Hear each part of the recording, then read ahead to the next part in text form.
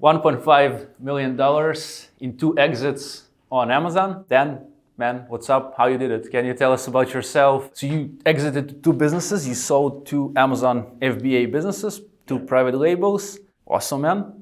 Can you tell us about yourself, how you did it, man? Good to have you here. It's crazy to say like 2 exits. It was over the course of like 4 years for the 2 of them. So the first one was, the first Amazon store was started about 5 years ago. Yeah, my first product, super simple, little like packaging bags, food packaging or weed packaging, probably more like weed packaging. So that was my very first product. I invested about $5,000 into launching that product. Yeah, it went well. Like most people, when they launch a product on Amazon, it goes okay, or like they fail, or like there's a lot of challenges with launching a first product because you're kind of learning the process. You're learning how shipping works. You're learning how like the marketing side of it works. But luckily for me, I was able to get my first product profitable, and yeah, I just kind of scaled out that niche. So started with little weed baggies, worked up to like different mailers, shipping envelopes, more food packaging, basically just like worked with the factory to launch tons of products from their catalog. And yeah, it was good. So during COVID, when COVID happened, there were like, everyone was locked down. So like Amazon sales, at least for me, like skyrocketed. Like I remember like the best months ever were during those lockdowns. Yeah. And because my product was in like the food storage niche, a lot of them, like you could basically like vacuum seal your food, put them in the freezer. You could store like fruit or meat or whatever long term. So during those lockdowns, I think a lot of people were like hoarding and storing food. Mm-hmm. And so like my sales just went absolutely berserk. That was good because it was like, normally the store was selling like 30, 40K a month kind of. And then during the lockdowns, it went up to like 80, 100K a month. And I was like, dang, this is nice. Everyone else is freaking out. Friends like can't work. And like, here I am making like crazy money. Yeah, so the first one, I kind of got scared by COVID. I was like, you know, we're locked down. Like, I don't know if China's gonna be locked down for like a long time. Cause like at the time I was like, shit, like China could be locked down for like years, and like they were super strict. So I'm like, maybe the factories aren't gonna open for like a while, you know? So I kind of got a little bit nervous, and that's why I decided to exit the first store. So our mutual friend, Andre, he had to exit like, I think like 2 or 3 months before me. Might have been 4 or 5 months before me. And then so during COVID, I had the big sales spike, and then I like basically messaged Andre and I was like, how did you sell your business? Like, I heard you sold your business for like quite a lot of money. Like I wanna get in on that. And yeah, so I sold it through a company called Empire Flippers. Yeah, I just basically just listed the store to see how much it was worth, because I had no idea. I was like, I don't know how much someone's gonna pay for a food bag Amazon. So I had no idea. And so I was like, hey, I'll just find out like how much they think they can sell it for. And they said evaluated around like $600,000. So I was like, all right, let's do it. So that was the first one you sold. You started in 18? Man, I lose track of, 2018, I think. 2017, maybe, 2018. Yeah, sounds right. 2018 sounds right. So you started learning like how to do Amazon, I believe, right? You started, just curious, before we get to your second exit, I'm curious to hear how you started. So like you successfully, after about 3 years, did an exit, right? That means within 3 years, you were able to make profit during the years, plus you had the exit money, which is $600,000, which is a lot of money, I think, for those who are watching. That's a great sum to exit with. And I believe the second exit, if we mentioned in the beginning, 1.5, it was like almost $1 million or so. So like, but before we get into the second, which, because it was not as long ago, so I'm not sure if you can share the products and all that. But anyway, how did you start? Like, in 17, what got you into that? Like, because a lot of people might want to make money on Amazon, or, you know, maybe an exit a business on Amazon. Those are already selling. By the way, Empire Flippers, we're going to link in the description. I don't know if maybe I don't know if they have special offers or anything, but we're going to have Dan's link, like if you want to support him. And I think it's pretty cool he's sharing this information like with us, because I'm learning a lot. So it's going to be in the description. And but yeah, man, how'd you start? Like, well, I met Tom, and I think I feel like some of your audience might know Tom, but he's a Wang, yeah. Tom Wang, yeah. He's a big Amazon seller. I met him. Yeah, he basically was like, when I met him, I think he was doing like 200K a month. And I was like, what? Yeah, so I was like, damn, that's crazy. So then I like kind of started talking with him. He's from Vancouver as well. So we were chatting. I like interned for him for a bit, just to kind of see like behind the scenes of like how an Amazon business actually runs and like how it works. Cause like you hear a lot of stuff and you hear like, oh, you can run it from Thailand or Bali, which you can. But then at the back of my mind, I'm always like, that can't be true. Like that's too good to be true. Yeah, like whenever I like saw someone like traveling in Thailand and they're making like all this money from Amazon, I'm like, are you really? Like, it was always like doubt. Like, I don't think that, but then just seeing like a little bit of like behind the scenes of like how Tom was doing his store and running his Amazon business gave me the confidence to like launch my own product. So yeah, I wanted to start with a product that was like relatively cheap. Like I didn't want to do something super heavy or like super expensive. I wanted to kind of do like a test run. So with the weed baggies, they're like a set of 100 and it's like this big, like super small, super lightweight because it's just like aluminum baggies basically. And I bought them from the factory for $1.70 for a set of 100.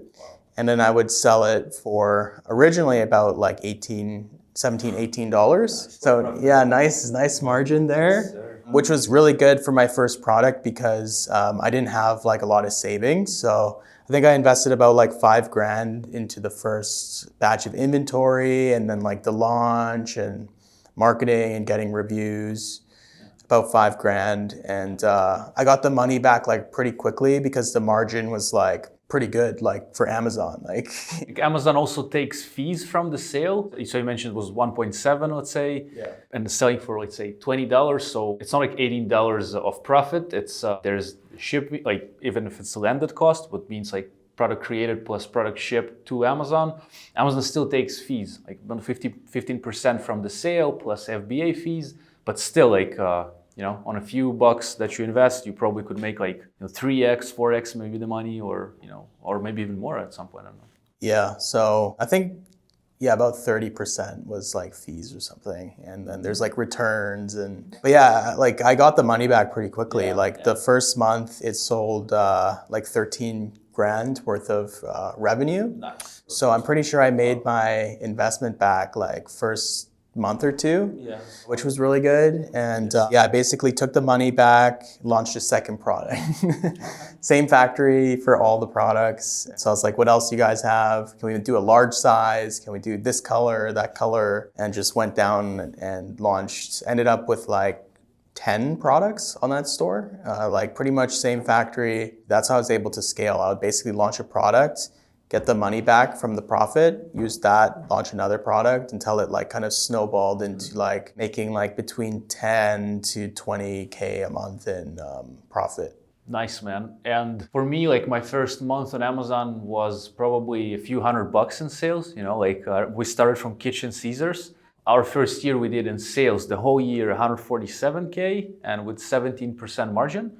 Nice. So that was also like, we got profitable within the first year, but I would say for you, it happened faster and you got like, probably margins were higher as well. We're buying the Caesars for, I think landed was like $1.50, maybe $2. I think $1.50 or so, if I remember right. Probably closer to $1.50, if not less. We're selling for at some point $15, some point $12. So there was still room, but we were making money and some other products made money. But like, how come you reached that level? Again, like you were friends with Tom, so I got to meet him here one day. Me, Slava, Tom, then Dad came. We just had coffee, so we didn't get much time to talk, but you maybe learned from him like some ideas on how to launch, or like how come you made it pretty well in your first month, man? Like, Yeah, I learned from him kind of how to launch the products. Like at the time, the way to launch was to use like Facebook ads and ManyChat, and you get like people to buy it, and you can ask them in ManyChat to leave a review. So I like really pumped ManyChat hard. So I would do like probably like 5, 10 kind of promotions through that every single day until it was like selling organically. Yeah. And it also, because the product was pretty cheap, like between $17, $18, like it was easy to get reviews quickly. Yeah. Because like with more expensive products, like you're selling like 2-3 units a day kind of, so it takes longer. Yeah. Whereas with a cheaper product, like you can get 100 reviews within like a couple months. So yeah, it helped once the reviews started snowballing. And then, yeah, the crazy thing was I didn't really do any Amazon PPC actually. Okay. It was all through ManyChat and Facebook ads, and I would just change up the keywords that it was being ranked for until it was ranked for like 5 to 10 different keywords. And then, yeah, but the crazy thing was like I didn't run PPC. And I think that was a good thing because at the time, like I still don't really, I know a lot about PPC now, but at the time I didn't know anything about PPC. So I think it would have just like burned cash if I was like, didn't know what I'm doing, like turned on the auto campaign and then it spends like 20K. It's like, where did that go, you know? Because when you exit through like an Empire Flippers or something, they like look at like, okay, how much have you spent on PPC? And then that gets factored into your evaluation. So I think because I did no PPC, it actually helped my multiple. Yeah. So basically, you're saying knew how to launch, which was a like launching technique back then, which worked. And you launched your first product, you got rankings, you got initial reviews, you started getting organic sales. You didn't spend much on PPC or not at all, almost, right? Which is great because it gives you more margin. And once you're organically positioned, then you don't have PPC, like it's like free sales, from the organic side of things, and that's pretty cool. So then you just started launching new products. Like first, maybe how did you find also that first product? Like how did it come into your eyes? The idea is cool. Like it's easy to to kind of maybe produce and to pack. It doesn't break. It's cheap, right? The margins were good, so it was selling for higher on Amazon, so you could make money there. How did you find it? Like, did you know what to look for, or you just luckily somehow found it? Something like that? Yeah, I kind of just like, because before I did my Amazon store, I had a Shopify store that was also in the like weed marijuana niche. So I kind of like was like, oh, like this seems to be a really popular, profitable niche that like a lot of people were like kind of like scared to go into, I think, on Amazon. So at the time that I found the product, like I looked on page 1 and I just looked up like weed baggies or weed bags. And there was like a couple listings that was actually selling them. The listings that were selling, it was just like plain like black baggy. So I'm like, oh, if I just do like different colors. So I made mine holographic. Yeah, just by changing like the color, like it got a lot of revenue from those other SKUs. But it's crazy because like when I first launched the product, the number one selling SKU on Amazon was selling like 13 grand a month. And so I was like, okay, if I can just get half of that guy's number, like I'm doing like 6-7K a month, my margin's like 50%, I'm making like 3-4K a month, like I'll be happy with that. And then what happened was like the niche got more and more popular. So the number one guy in the niche, when I exited, he was doing like 300 grand a month. So I started, when I got into it, it was like the top guy's doing 13K a month. And when I exited, the top guy's doing like 300K a month. So the niche as a whole just grew. But yeah, the interesting thing is that the guy that was selling 300 grand a month, he basically just copied my product like 100%. So what happened was, so I was the first person on Amazon to launch a holographic weed baggie. So it's basically like you move it around in light and it looks like rainbow color. Really good for stoners. And so I was like the first person to launch that color. And then this guy like copied the listing, like copied the holographic color, same size, same amount, 100 baggies. And then he just undercut me. So I was selling for like $17, $18, but my margin was ridiculous, probably like 60%, right? Yeah. And then he just undercut me to have like a 30% margin. So he was selling for like $14, $15. And I was like, oh, screw this guy. Like I was the first person in the niche. So I'm going to be the one that like dominates the niche because I have the most reviews. Like no one's going to buy his rip-off product. But the thing about that product is that it's kind of like a commodity. So people were starting to buy it because it's cheaper, right? And so he eventually passed me in review count because I was unwilling to lower my price. Because like, a lot of people at the time were saying like, oh, like if you have brand and like brand power, you can charge like way more, which is true. But then that kind of like got in my head to the point where like I refused to lower the price because I'm like, I'm the original one. Anyway, so that dude ended up passing me in terms of review count. I think at the time I had like 500 reviews, and then he passed me. Now he has like, over 1,000 reviews, whatever, right? So that's why he overtook me sales-wise, was because he passed me with reviews, I think. And he was willing to like undercut. So yeah, like going forward with future products, like basically if I notice somebody's gaining on me review, I'll drop the price just to like block them. Yeah, because I don't want them to pass my review count. If I'm the first one, you got to protect your review count.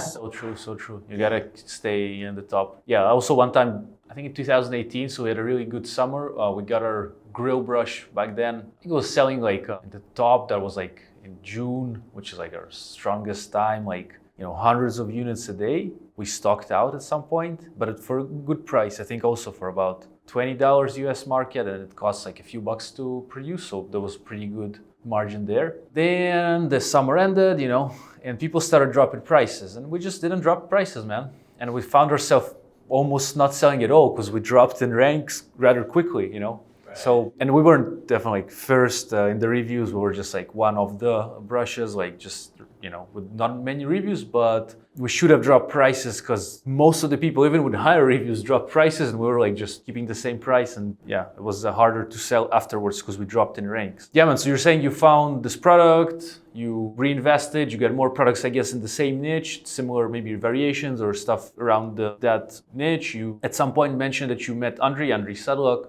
He's also Amazon seller, and he did exit. And then you asked him about the exit, like how he did it, I guess, or something like that, get some information. So then you got into process with the Empire Flippers, I guess, to see how much is it worth. Then you started the process of selling it. Was it complicated? No, it was pretty easy. Like you basically just make a login, and then they email you, and then you basically give them API access to your Amazon account. So they get like access to your Amazon account's backend, and then they go in and make like a spreadsheet. One of their guys, they do it for free, which is nice. They like evaluate your business. They make a spreadsheet. They show you like your profit and loss over the past like 2 years. And then you're supposed to add in like any expenses. So you add in like your product costs, your shipping costs, software costs, advertising costs, and you add all that in, and then it shows you like a final P&L. And then they base the evaluation based on that P&L. But they do ask for like invoices, purchase invoices, and just to make sure that like you're not being deceptive with like how much a product your like costs and stuff. So they do their due diligence, and then after they've checked everything, then you get an evaluation. So you can get an evaluation within, I would say, like 2 weeks. If you give them all the information they need, you fill out the stuff quickly, like 2 weeks, and then they'll tell you like how the market is at the time. So they'll say like, oh yeah, like we just sold a business like this like a couple weeks ago, or oh, it's a bit slower now. You might have to wait like a couple weeks or like a couple months. But for me, I sold my first Amazon business within 2 weeks. Wow. Yeah. And then the second one we sold it on the first phone call. Wow. Yeah, it was like, did the phone call, they're like, I think they said like, yeah, we're gonna think about it or whatever. And then they like, Empire Flippers called later that night, and they're like, yeah, they're just gonna offer you full price cash. Like, okay, nice. Wow, man, that's impressive. Such a nice feeling. So can you tell about the feeling of selling the second? Of course, it's pretty cool. As you mentioned, you sold it on a phone call. But if that was your second exit, so you kind of, in a way, knew how it is and all that. Plus, you did it again, I guess, with some company, right?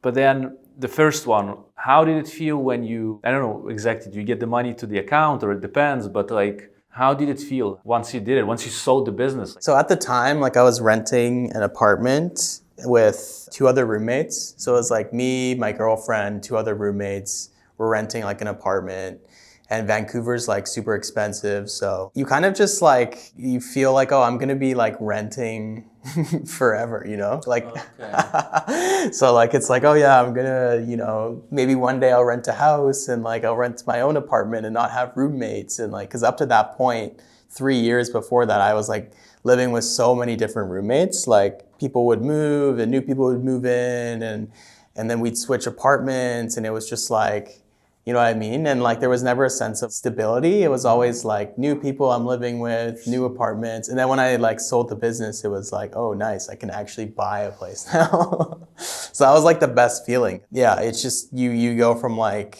the feeling of I'm gonna be renting forever with roommates to like I'm gonna buy my own place now. As soon as I like got the like offer, I'm like just dancing around like, and then like as soon as the money like hit my account, even before that, we just started looking at like places. Or like, okay, it's like, hey, I want to buy like in this area. I want to be by the beach. I'm gonna have like a nice condo, man, and like yeah, it was good feeling. Good, man. So you did it. I guess you bought a place. You sold the business. You bought a place. Then you were like, what did you do? Did you take a break from business? Did you continue straight away to do another business, or what did you do? Like once you did an exit, like what did you do in your life? You had a nice new apartment, I guess, which probably took time to move in and start decorating and all that. But did you start a new business fast, or did you just at that period? Yeah, my girlfriend and I, we launched a second store like before I actually exited the first one. Because there is like some issues like launching another store with the same information like bank account. So we set it up kind of with like her information, and then we launched a product on that store, and we like that product started doing good, and that gave me like the confidence to sell the first one because it's like the second one's already kind of picking up, so like let's sell this one, dump it money into second one, and that's kind of like what we did. Yeah, like pretty much straight away we were launching new products, new store, because I basically wanted to replace the income from the store that sold as quickly as possible. I didn't want to like wait around and like, so like as soon as, you know, we sold it, money came in, then I was like launching new products on the new store. But yeah, I went traveling for like a month in there, and then COVID was going on. So like it was kind of like lockdown anyway. So like I was just like, might as well just do another store. And bought a motorcycle. We got a dog.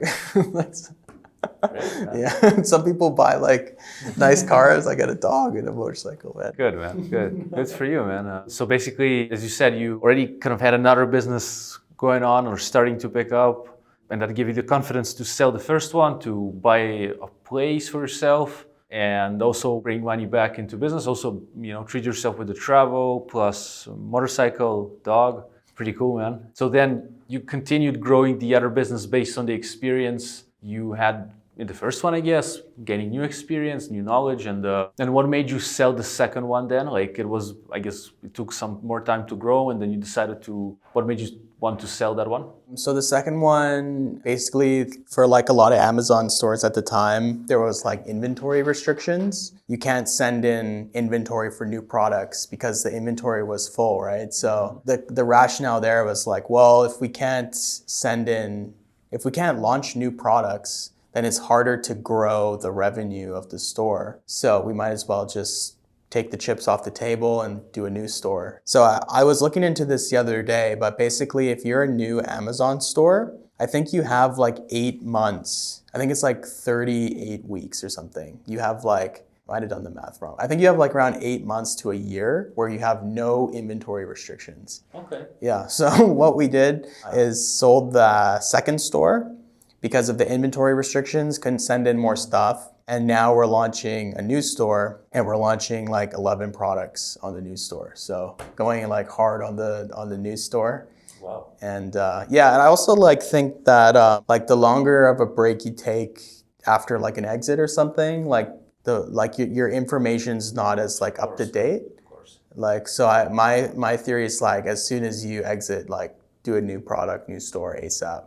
And that's kind of what has worked for me. So yeah, don't want to get like ring rust where like if a fighter doesn't fight for like a year or two, next time he goes back into the ring, he's not as like sharp, right? Sure, yeah, same with Amazon. yeah, definitely, man. Yeah, and it's changing so fast, like this industry, and generally the internet is changing fast, and the web is changing. So if you go out for a while, then probably it's going to be harder to then start a new store Yeah, which makes sense. So you're saying you kind of are in the process now of launching like many products simultaneously with the third store. Yeah, man. What are you looking to achieve there? Do you want to achieve a stable cash flow? Do you want to build specific brand? Maybe I don't know. I guess now it's too early to talk about what products you have and niche because let's keep it to you and you know what I mean. Because hopefully many people are watching, but yeah, thank you for sharing what you already shared.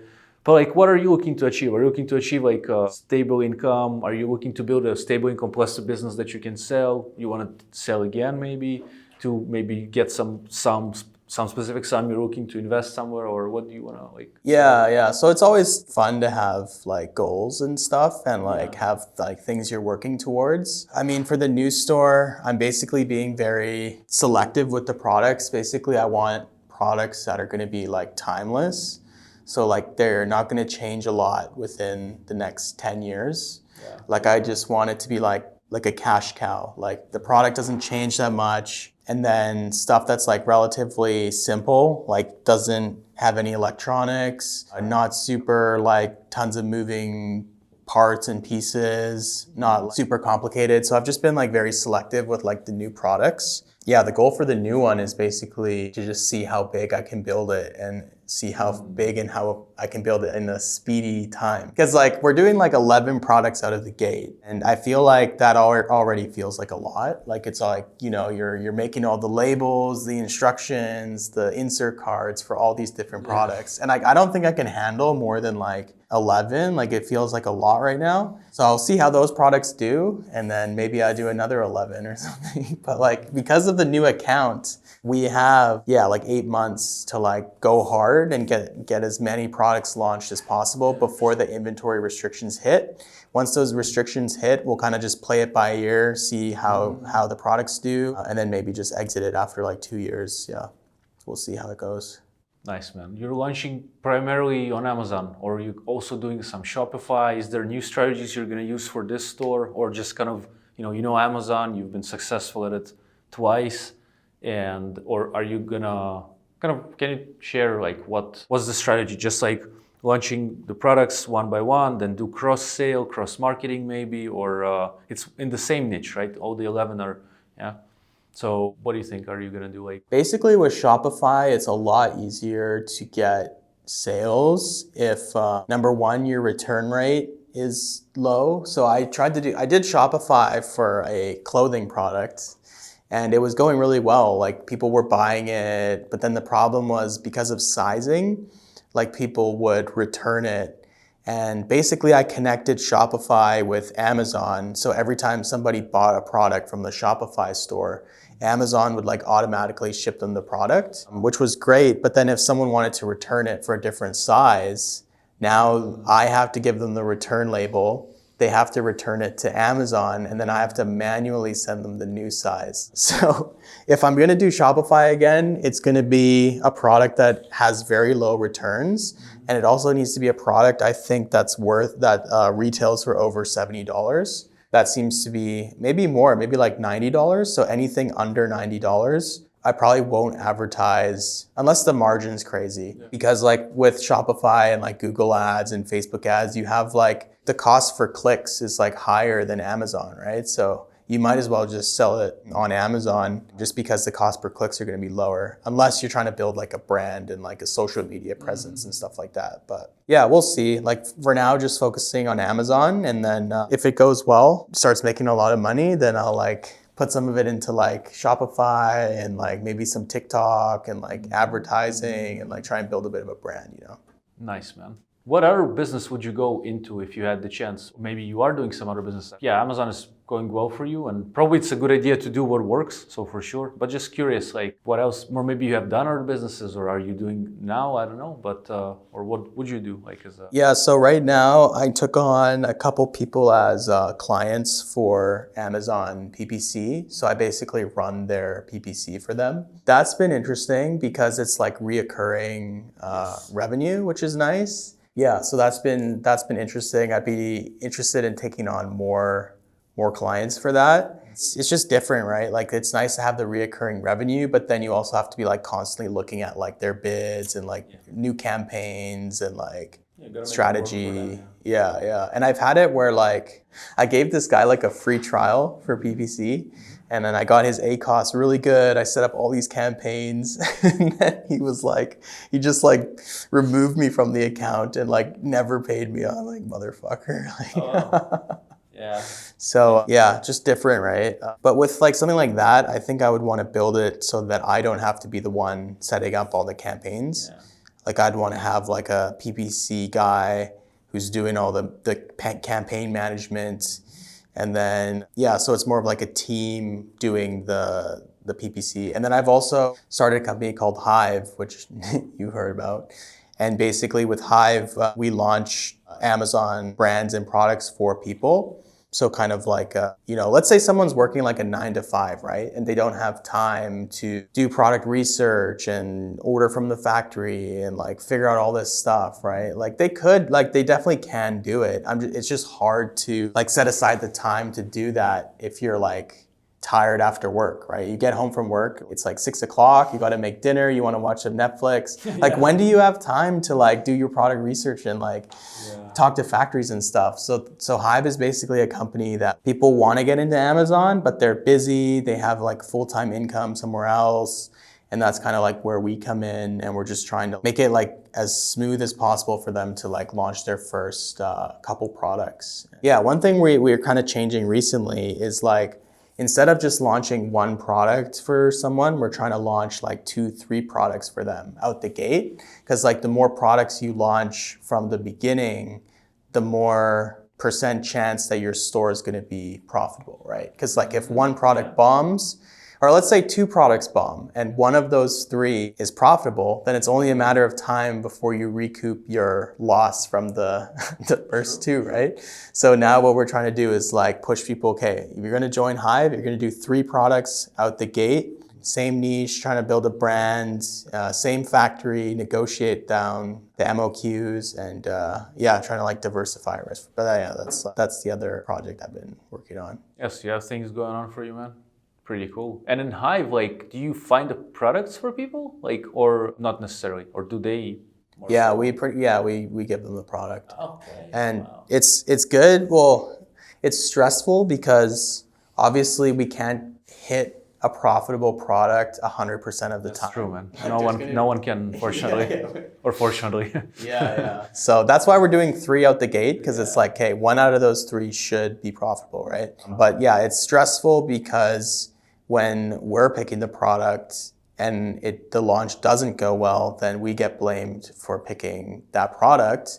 But the argument against it is like, we have more experience as like Amazon sellers, and like, so we're kind of, our argument to the clients we work with is like, our experience is going to be higher % chance of your product succeeding than you like blindly going into it. 100%, man.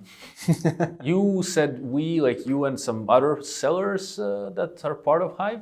Yeah. There's like we have like a team of like 12 people now. So we're trying to like get like more specialists in for everything. So like there'll be like a PPC guy, a video guy, a photo guy, a copywriting guy, a sourcing person. Like it's just a team of people that are like very specialized in their field.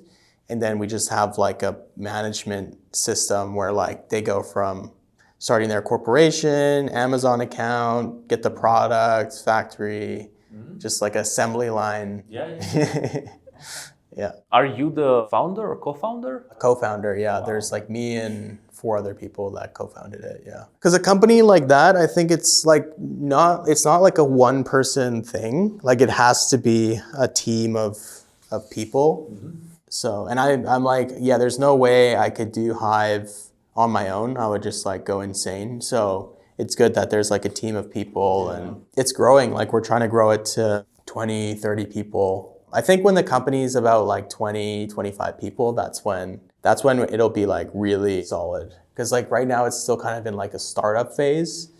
We're still like ironing out things that aren't like 100% efficient, or like sometimes it takes longer to do stuff, like photos have to get done, and then like there's like the copy, and then the PPC and the reviews, and it's like just weaving it all together. For people, many listings they have, right? You know what I mean? Like, well, I understand. But that's awesome, man. That's already a big team. You're saying 25 people, that's 25 people that are running this thing. They have their dedicated like space, I guess, not space, but like dedicated tasks. I guess you as the founder or the founders, at some point you want to, kind of take yourself out of the operations. Yeah, I'd like to work like on the business and not as much in the business. So that's what I'm kind of working towards. But right now it's just a lot of me doing like different stuff and helping with problems. And like the good thing too though is because now we're working, like we have about like 70 people that have come through. You just see like random problems that like you would never see. So like I've seen so many Amazon account problems. It's crazy. Good for me too, because I get the experience, and for my new store, I get to see like everything and like how to do stuff the best way. And yeah, of course, it's good that you are also as a founder of such a company that helps Amazon, like people build businesses on Amazon. It's good that you're in the trenches of selling on Amazon. I think as long as I'm like working in Hive as like an employee in Hive, then I need to be selling on Amazon myself. Yeah, especially if I'm like picking products for people to launch. Like I need to be like actively launching products myself. Because if you haven't sold in like a couple of years and like even like 5 years ago you could launch, like a supplement and that would like do really well. And then now if you try and launch a supplement, you need like a pretty elaborate game plan. Yeah, man. What makes you understand how to get a good game plan for Hive, for your new business? Like how do you come to this? For example, you're launching new projects like Hive, or for example, you're launching a brand on Amazon. Like you must have some way you do it that makes, you've made 2 exits and hopefully you'll be able to make bigger and better, exits. What makes you see that, or how do you understand it? I'm not sure if all your projects have been successful, because probably some products, I don't know, maybe you never had a failing product. No, I have. Mostly like, this way or another, you eventually, maybe those that didn't work, you didn't continue, but you actually did sell 2 businesses. And it's pretty cool, man. And you're having another project that already has like more than 10 people. Many people, came to be clients. So how come, man? So if you're working with the same factory, that's like a big advantage, because let's say you have 5 products with that factory and you want to try a new product. You can go to the factory because you have a long-term relationship with them, and you can say, hey, I want to try this new product. Like, can we do 100 units just to test, right? And the factory will usually say like, well, they'll sometimes say yes. Sometimes they'll be like, oh, minimum's 300 so that we can break even. And so they'll give you a better MOQ. Yeah, so because you have a good relationship with the factory, you can test out like all these different products, right? Okay. So I think like one of the keys has been like testing, and you don't want to go too hard before you know if it's going to work. Like with new products, right? Like I'll get 100 units made by the factory, send those in. If it sells well, double down. But there are times where like I send in products and it doesn't sell and I just have to like liquidate it. Like that does happen. But like knock on wood, I'm only liquidating like a couple hundred units, right? So I think the secret is just like have a good relationship with your factory, kind of like explain the situation to them. Like, hey, like I want to launch like 10 products over the next 10 months, but we need like low MOQ. Because then if they understand like, okay, like they could be doubling or tripling their revenue if these products go well, then they're willing to like basically break even to get you there, right? So I would say that's a key. And then, we're in the same mastermind. So like anytime I'm stuck, I just ask the mastermind group, EBB mastermind, shout out. But that's really helpful too, because some of the guys in there, they're exposed to hundreds of Amazon sellers, and like, so it's just a lot of good information. And like I have gotten stuck where it's like, hey, like trademark's not getting approved. Like, what do I like, have you guys seen this problem before? And then someone in the group will be like, oh, I saw this problem from one of my students, and then boom, like solved, right? Just like, so I would say the mastermind, testing, good relationships with everybody in your Amazon business. So factory, good relationships with like your photo person, your video person, like it all helps like a lot, Pretty cool, man. And you as a person, like, because these things are great advice to be aware of, like, like have a good relationship with the factory, because then it gives you options, like you mentioned, launch products with lower MOQ. Like we're also doing something similar now. with a factory that we've been working for 6 years, that'd be 7th year now. We ask like for small MOQ to launch 3 new products just to test them out. That's a great one. And like have a mastermind of people around you. You can start small, you can start making friends, I think, in Facebook groups with sellers. That's, I guess, how the EBB mastermind came to life. Like, I think Andre maybe talked to you, to me, to Kalen back then, and somehow I think it's from Facebook. So. Yeah, or even like if you join a Facebook Amazon group, there's also like Reddit version of this. There's Reddit Amazon groups, there's Facebook Amazon groups, there's YouTube comments and Discord Amazon groups. And I think if you just like made a post like, hey, I'm from Vancouver, anyone else from Vancouver want to meet up for a beer? Someone's gonna be like, yep. And then now you have a couple contacts in your city. And then, I would say like try and do like a weekly kind of like mastermind call, which is basically like you bouncing ideas off each other and just like kind of like keeping up to date on like information. And then another thing that helps too is to go to like in-person events. So like I've gone to Amazing's event. I think it's SellerCon. SellerCon. That was a good event. Like tons of Amazon sellers everywhere. People going to the club. It was a good time. And probably met like 20 people there.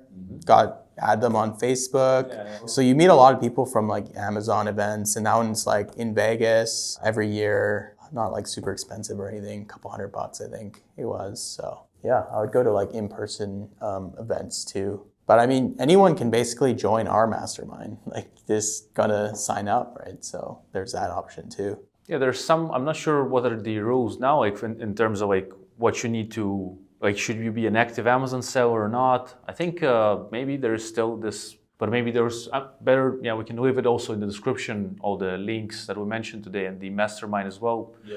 There is a form to fill, so, I'm not exactly sure, like, what is the minimum, or maybe there's some barrier of entry, I believe, but I'm not sure what it is these days. Definitely a good idea to connect with people in the sphere. Plus, you mentioned have like good contacts with your suppliers, photographers, videographers, or just people who are you're working with, because why not? Like, just this is going to be easier for you to run the business. It's going to be more fun to talk to them because kind of each one understands what the other's needs are, and because there also might be a business if it's a photography studio, so you can help each other. But you, man, like how do you do it? What is your like skills, like personal skills, or maybe mindset that keeps you, like, for example, many people could have stopped when their some product didn't go well, or maybe in Hive, the kind of company you're building, also new things come up and you're like, oh, screw it, I quit Hive, like it's doable. People sometimes do that, and that's okay. I'm not saying,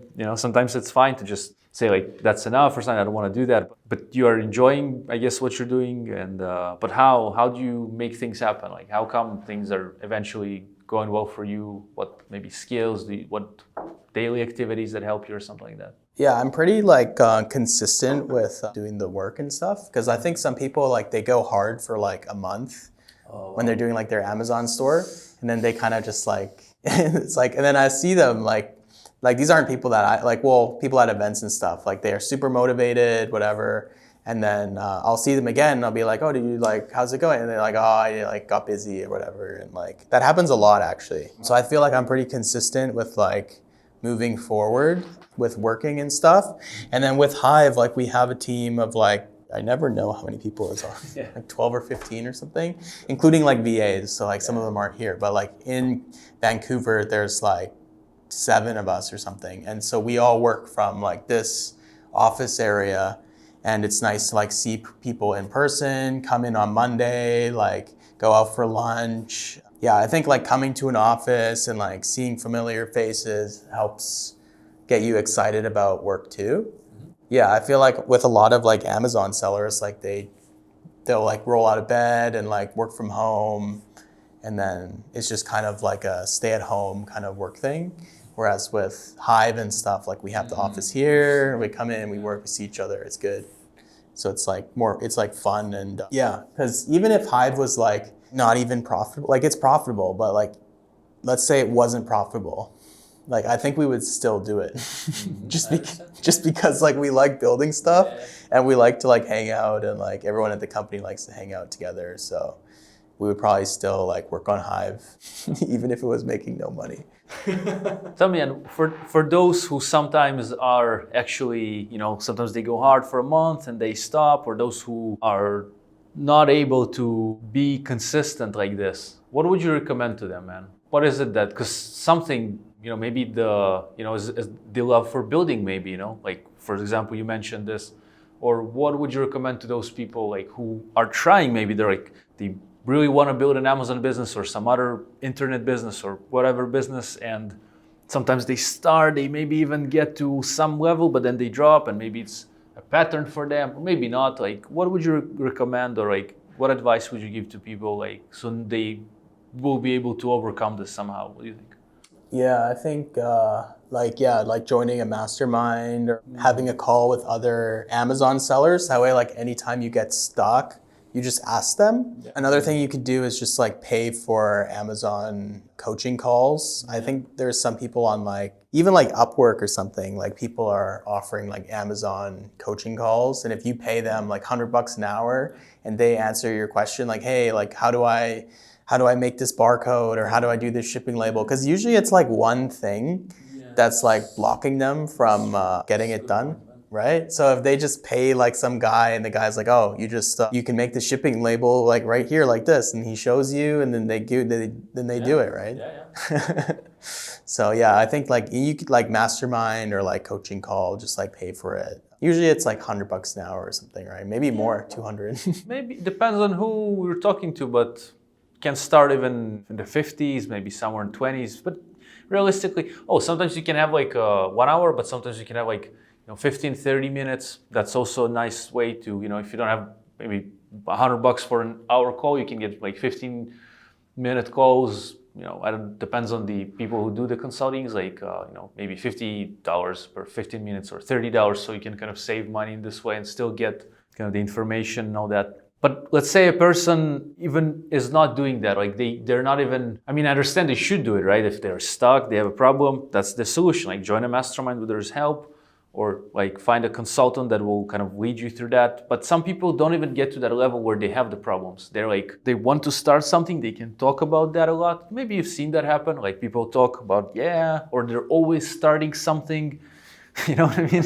And with all the respect to people who say that, you know what I mean? But sometimes it's something I see in people. They're like, I'm starting something, and never starts. Okay, but like, or people just, they give it like, they finish the course, they do the basics, and then stop for some reason. I don't know, like, how do people even get to a level where they have something going on for them in a specific business field, I guess? What do you think? Like, for those who are like, not even there where they're in a position to ask these questions because they didn't even know what to ask. Because I think a lot of people, they get stuck on product research. Like like, I don't know what to launch. I don't know if this is a good product. Is it going to make money? Yeah, I think the biggest thing is just like launch something that is unique to page one, and like, so you don't want to, so I talked to this lady a couple weeks ago, and she was interested in me doing like her PPC campaigns and stuff. And I like looked at the products, and she like had literally copied and pasted like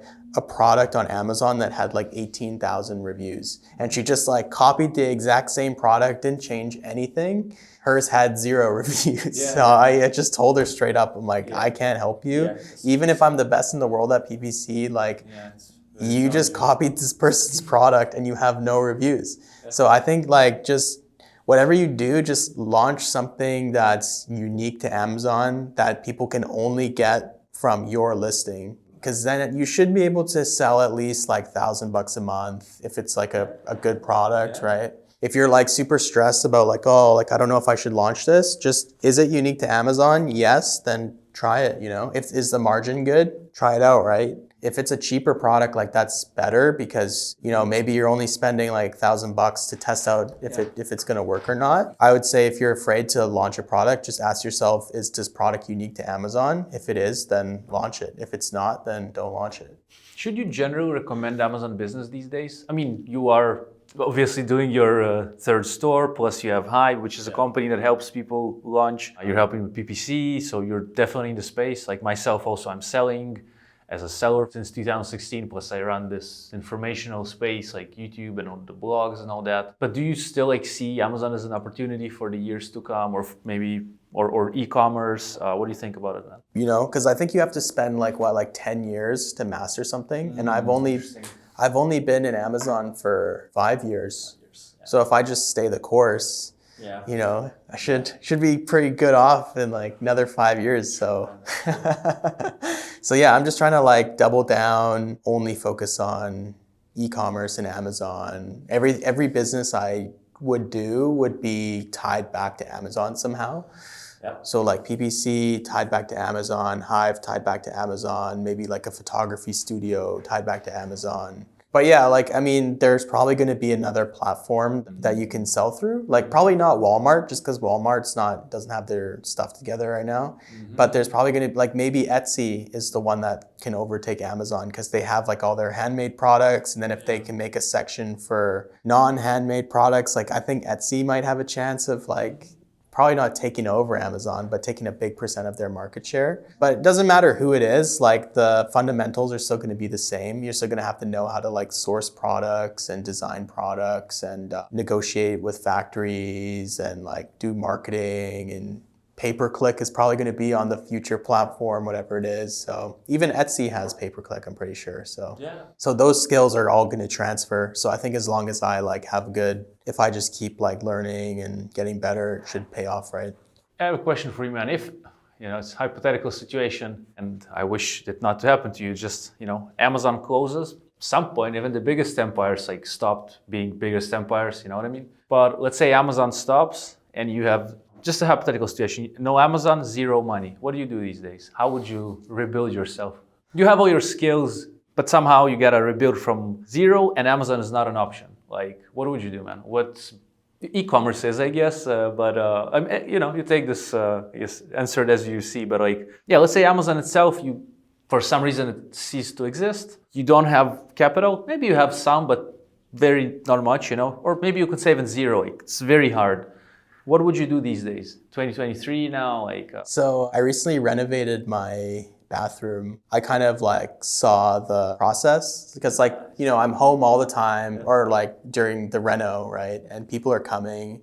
You know, when they came in, I kind of like was like looking, like not like micromanaging them, but I was just kind of like, oh, like, what are you doing? Like, how do you cut this? Like, you know, like, how do we get the countertop with the sink shape?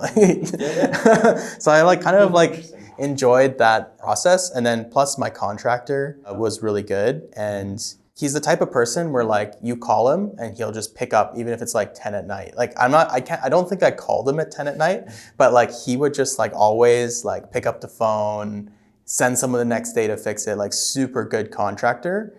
And he just kind of like inspired me to be more like customer focused with everything. Okay. Like even when he finished the reno, he left like a gift basket. He made sure everything was good.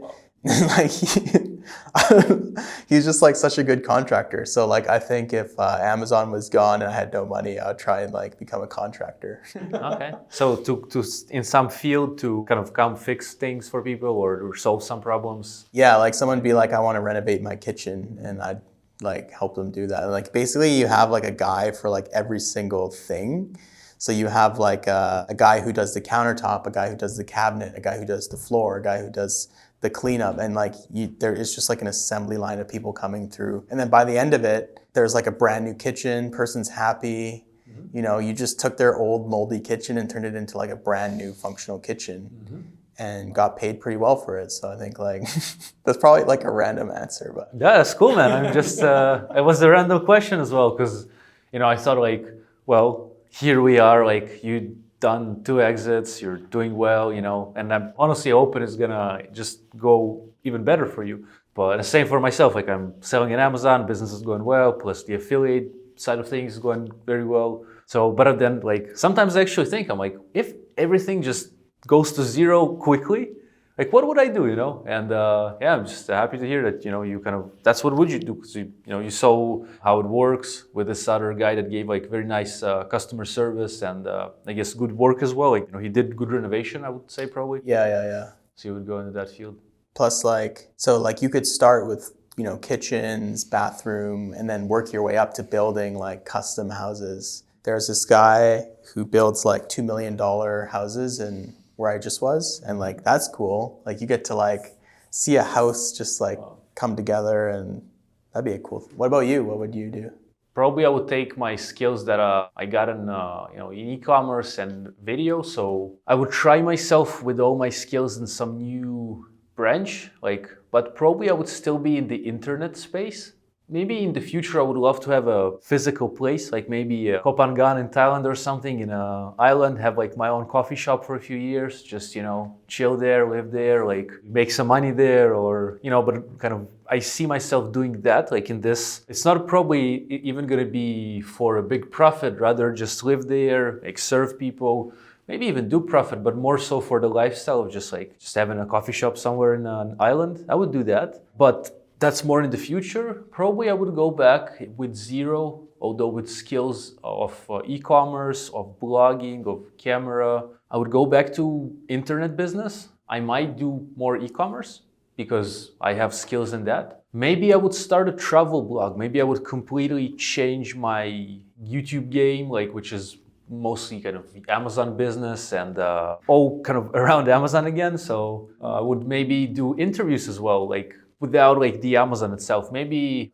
sometimes I thought of interviewing people from the streets, that life is not easy for them, and just talk to them, I had the experience of talking with people in different kind of phases in life, but definitely also people that are, homeless or not doing well. I want to hear their stories sometimes, and I want to be sharing that. There's some channels that do that, but maybe I could do that with my own, just my own way of doing it. Yeah, definitely would do video, man. I see myself doing video for probably a few years. Hopefully it still is a thing. I'm really hoping that 5 years from now we're going to be watching this video and you can still, it would make sense to record videos, and maybe who knows what's going to be there, but it would be nice just to do things like that, like interviews, or generally travel and show people different places. I travel around the world, and some very interesting things happen, some just random things, like a train from Sighișoara in Romania to Bucharest. There was snow outside, we're going, it was 8 hours. I was reading a book, you could buy some food in the train, I do share it sometimes with my family or with some friends on Telegram or something, in a group, but maybe I would do that on a larger scale, so yeah, man, something like that. Have you heard of Bald and Bankrupt? Yeah. Oh man, he goes into, I saw his videos from Belarus, I think. He goes into villages. Yeah. I love this stuff, man, yeah. I've been to remote villages in India. There's no electricity, man, and people live there, they grow their crops, they go long distances to get, food or sell their crops for cheap, relatively, they make money for their own being, but, they can be making tens of dollars a month, maybe in their place, to get the food, to get the things to grow, that's enough. That gives you perspective as well, what I've learned, going to these places, generally traveling, you're a traveler too, man, how it is on the roads is just fun. Plus you get to meet people, you learn from them, Yeah, and the kind of, I guess, on the closing note, what would you wish to yourself, man? You're 27 now, man? 26? 26. 26, right? Yeah, what would you wish to yourself now? As a 26-year-old, what would you wish to yourself? My future self? Your current self and maybe the future self. If you could do two, it would be nice. What would you wish to yourself now and maybe to yourself in 30 years old? So that's 4 years from now. When you say, what would I change about my life right now? Not change, but wish was more what would you say to yourself? Well, hopefully, let's say I'm still gonna be able to have the strength to continue running my businesses or something like that, or something along these lines. At 26, right? Right now, pretty much, these days, man, and also 4 years from now, I'm gonna be 30, because 30 is an interesting age. I've been there 2 years ago.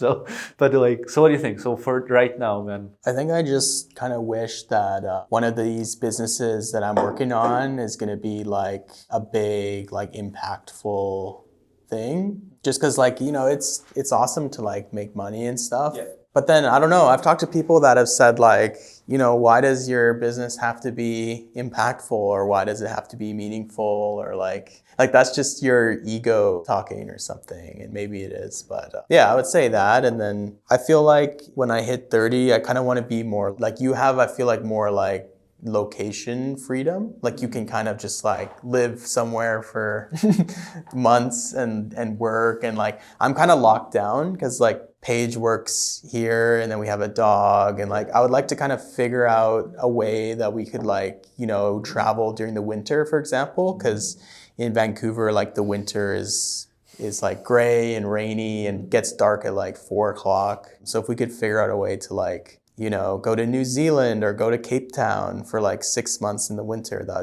that's probably a dumb wish, but I see you in Thailand, like it's like cold and raining here and you're like in Thailand on your scooter. I'm like, this guy.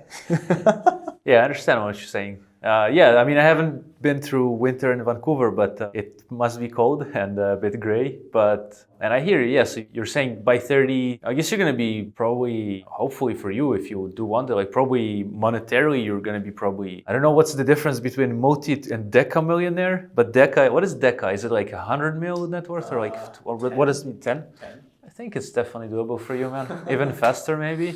And this is nice, man. I think it's cool when you are able to, I guess, have this money, because then it allows you to maybe do more things that you want to do. Yeah, and also, you know, you can build things, you can work on different projects that otherwise you wouldn't have the ability to, because they require this money. So this is the cool thing about money, I think. So I do wish you that you get to that. But yeah, probably by the time you're 30, as you're saying, you would love to, yeah, get some more, whatever that will be at that point, like kind of location freedom, and kind of try maybe this lifestyle for a while or something like that. It is cool, man. Like honestly, it's really nice. I understand that once you have like a dog and, you know, you have a place here, and Paige works somewhere, right? She has, so, you know, and it's still great, I believe. And, you know, it's just life comes in phases, right? Sometimes, you know, you're more on the road, sometimes you're more at home. Yeah, we'll see. That'd be, because I'd love to like do summer in Vancouver and then winter in like New Zealand, because then it's their summer, or like Cape Town, it's like their summer. So then you have like 2 summers in a row. Yeah. I never... Have you experienced that? No? Okay. It's interesting. Yeah. I've experienced that at some point, I think, a few times. And it's just like, it's pretty strange. Like back home, like, you know, I'm talking to mom, let's say she's in Israel, and I know it's winter in Israel, I know, and it depends on where you live, but it can get cold, you know, like we come from the desert there, so it's pretty cold, and I'm somewhere in Thailand or something, experiencing a second summer after another summer I did, like, you know, in Europe or something, which is fun, man, it's fun. Yeah, man, I gotta say, like, I've known you for 4.5 years, or 2019, 4 years or so, probably somewhere 4. Yeah, man. I'm happy to see that you're consistent with the mastermind as well. You know, like, it's important, man. Think about it. You know, we're talking about the 10-year kind of mark, right? In different spheres. So being a part of a mastermind also takes like dedication. You know, you gotta show up. But wait, honestly, talking right now, I forgot to update the guys that I'm doing a interview. Oh, yeah. But I'll mention that. But it's like, being honest here, like, so I did miss a call, which is not good. But this does not happen too much. Like mostly we come to the calls just like weekly, and we show consistency, and we set goals and all the things that are part of the mastermind as well. And so yeah, I wish you like to continue having consistency with things you do, because I don't think also I have things. Maybe gym. I go to the gym over 10 years. Like I started bodybuilding like in 2011, so that would be more. And I'm consistently like working out or doing some sort of. So and it just becomes a part of you. It actually becomes a part of you earlier, probably. Like it's hard for me to imagine not to have a few workouts a week, or like at least one, because not only physically because your body changes, but also it's just kind of you. Of course, you can change yourself and your habits, or whatever you're doing, but still, like it's something consistently. I was actually looking to get as well. So I hope your consistency continues, man. That you're gonna reach all those things that you wished for yourself, like right now, to have, as you mentioned, like an impactful kind of business. And whatever it's ego or not ego talking, it's okay, man. Like if it feels right for you, I think it makes sense. Because always someone is gonna say something. That's okay. Sometimes no matter what you do, it seems like, and it's okay, Someone will see it from one angle, someone will see it from a totally different angle. That would be like, for you, it would be like, wait a minute, like what, how is it possible?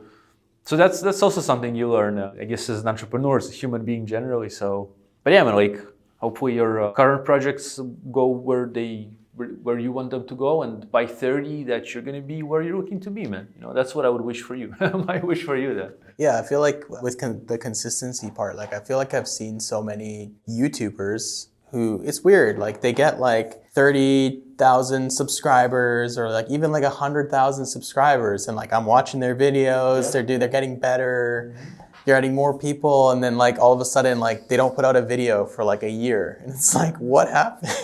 Like you're doing so good. So yeah, my wish for you is that you don't quit YouTube, man. Like the momentum's building, man. I appreciate it. It does. It is getting built. Yeah, for sure. Yeah, because like I'm sure you've seen like YouTubers, and it's like, where did you go? Like, why'd you quit? Like you just gave up a huge asset for like no reason, True, man. Like sometimes I see guys also from the Amazon FBA niche. Like I've seen guys that used to upload and just stopped. I can understand why people stop, because sometimes people just give up on this project, or just not fun anymore. Maybe they're not able to get money from this, and they are looking to get money from this, and they're not able to, and or maybe hopefully not, but maybe someone health issues and they just have to stop. Maybe mental health issues as well. Like YouTube, mentally, you just gotta be ready to understand it. If you want to make it work, like you probably will have to, at least for a while, be consistent with it. Then you can be more, hands off from this, especially if you build a team around the channel. So, in the beginning, I did everything. Like I did the thumbnails, I did the editing of the videos, everything. Now people help me with this, so I'm really happy that that's the thing, because then I can just, record, and that's what I really love, like just to sit, to record, like. Just talk. So yeah, man, I appreciate that. I'm hoping that, I think this video, I don't know what the number is going to be, but like realistically, like now it's like in 640 videos, I think, in English, in Russian, about 200 videos, Hebrew, like 30 videos.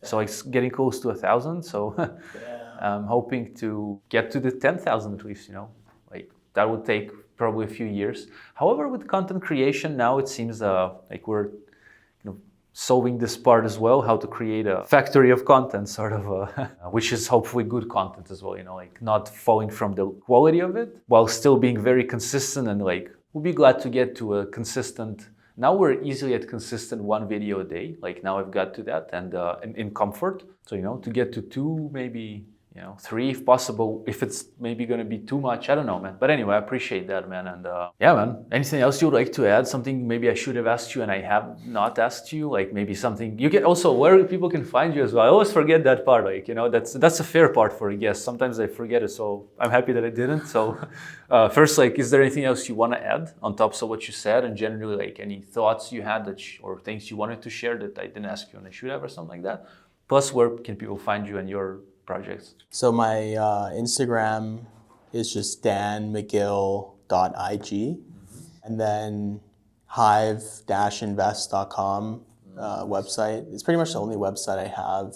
I think we covered a lot of stuff, Any like specific Amazon problems you're experiencing now or something? Like, what are you seeing? Not really, man. Things are pretty well. This is our biggest year till date. I think, for example, June, we profited $40,000, which for me, like, whoa, like we never did such a month. And in July, which is our, like in 2 marketplaces, Canada and USA, and in July we did 15,000 in 2 marketplaces. Usually that's what happens, like June is the peak, July is then it goes less. August probably is gonna be realistically, like if I'm comparing to previous years, like between 10 to 15, and then September probably between 7 to 10 maybe 7 to 7 even maybe, it's, and then until it's gonna go up probably to a bit more. So like things seem to be going well. Just understanding what products are good. I had a product I failed with in the wind chimes niche. That was like, and we stupidly, instead of buying like a few hundred units, testing the market, seeing if it converts, we bought 3,200 units almost instantly, and it was like $7.5 per unit. Promotion and all that. Lost a few tens of thousands of bucks there, but I don't know, man. Aside of that, just things are going well. Just learning to control inventory better, like inventory management, like not go out of stocks. I have been doing better with that. Yeah, man, pretty much, yeah. So anyway, we're gonna have your contacts in the description, and we're gonna have also a link to Empire Flippers. It's gonna be Dan's affiliate link. So like if you ever do business with Empire Flippers, through Dan's link, which I would really appreciate if you could do. I guess he's going to get a commission from Empire Flippers. That would be a good way to kind of maybe say thanks for his time today. And also we're going to have, I think there's the free evaluation tool from Empire Flippers we can leave. It's like also a page, a Hive, and Hive slash, or not slash, Hive dash, that is right, hive-invest.com, and Dan's Instagram. And yeah, you can write comments, you know, maybe Dan, I'm going to share with him the video once it's out, and drop comments, let me know what you think. I really enjoyed doing this interview, man. Thank you, it was pretty awesome. Thanks, man. Yeah, and yeah, let's go get something to eat, man, if you have the time or something. Yeah. Let's go. Thank you, everyone. Dan, thank you, bro. Thank you. And all the best.